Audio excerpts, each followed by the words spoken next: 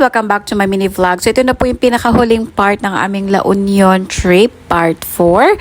So ito na nga yung dinner time namin. Actually, dapat doon kami sa Kabsat. Kaso lang, hindi na namin tinuloy doon kasi parang hindi siya baby friendly.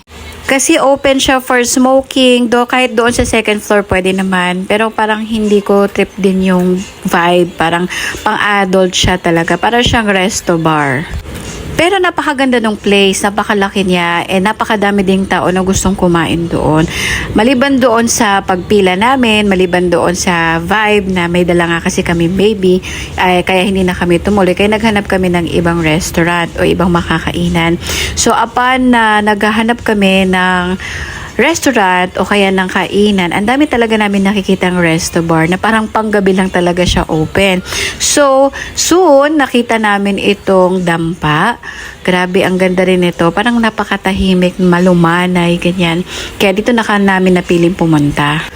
Kumain pala. At isa pa, budget friendly din ito. Kasi yung pinakamababa na nakita ko ay 199 pesos. Yun po yung in-order namin na sizzling bangus. Tapos ako naman yung sizzling pusit.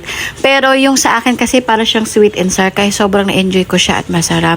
Pagkatapos namin kumain doon, pagbalik namin dito, ganito na itsura ng aming place kung saan kami nag-check-in. Dito yan sa Sun and Shade.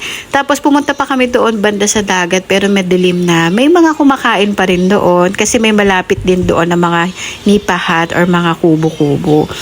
Ang aga nga namin natulog dito, 9:30 PM. Pero para sa amin kasi maaga na yan.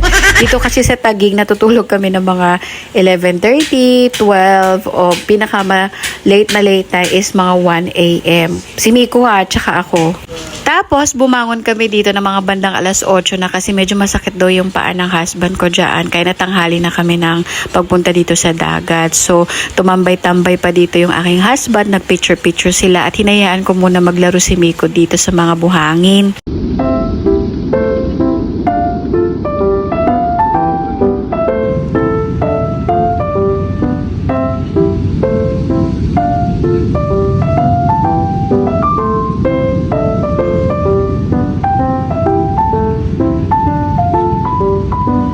At bandang magna-9 na nga yan ng umaga, naghanap na kami kung saan kami dito kakain ng almusal. So nakita namin itong silong para mag-breakfast. Actually medyo nahirapan nga din kaming maghanap dito ng kakainan. So ito yung nakita namin na mura at saka malapit lang doon kung saan kami nag-check-in.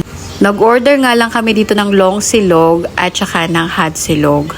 So, yun lamang po for today's video and I hope na ipasyal ko kayo dito sa La Union and sana ito na yung next bucket list ninyo sa pagpasyal. Yun lamang po. Ingat palagi. Bye!